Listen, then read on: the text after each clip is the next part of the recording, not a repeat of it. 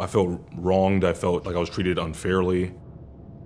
All I always wanted to do was share the gospel, share the good news with other people, and they came and stopped me.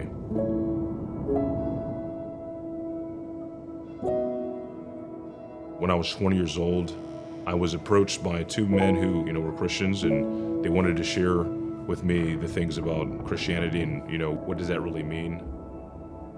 Reading the scriptures and seeing that, I just felt a burden in my heart to share the gospel. That exhilaration pretty much thrust me out to share the good news of Jesus Christ with other individuals. And what better place to do that than a college campus? And to do that obviously in a gracious and a compassionate and loving way. We need to always constantly be encouraging people to have hope. That's something that I do on a daily basis. I want to get to know people. I want to get to interact with them and get to know who they are. I want to love people with sharing the greatest news in the world.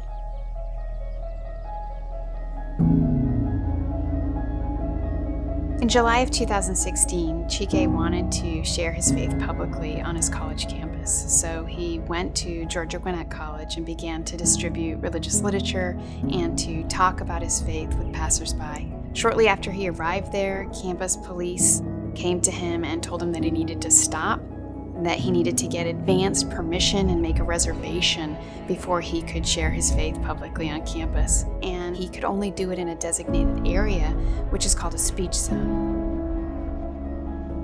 I have to ask your permission to exercise my First Amendment rights. That's not freedom of speech. But nonetheless, I got the permission. I signed the documents. I indicated what time and what place I was going to be there. I indicated the content of my message. I even submitted the literature that I was going to be handing out. And two police officers came and stopped me again. I just felt frustrated. I felt confused. Why would you encourage debate or vigorous conversation on campus, and then you're telling me to stand in a spot in order for me to share my faith? But I do hope that the Supreme Court would make this right. They silenced me and nothing was done about it. The lower court told Chike that what had happened to him didn't matter. ADF cares deeply about this issue because the college had no consequences for violating his constitutional rights. An overwhelming number of colleges and universities have unconstitutional policies in place right now, and they do almost exactly what Gwinnett did. The Center for Academic Freedom has had over 400 victories across this nation against public colleges and universities. But frankly, we can't keep up with the number of unconstitutional policies that they adopt. Universities are supposed to be about the free exchange of ideas as we're raising the next generation of leaders. They should be able to speak freely on their campuses. That's one reason why this case is so important, and it's also why it crosses ideological lines. It doesn't matter what your viewpoint is, you want to be able to express that viewpoint and to engage in debate. If the government has no consequences for violating our constitutional rights, then what's the point of having those rights in the first place?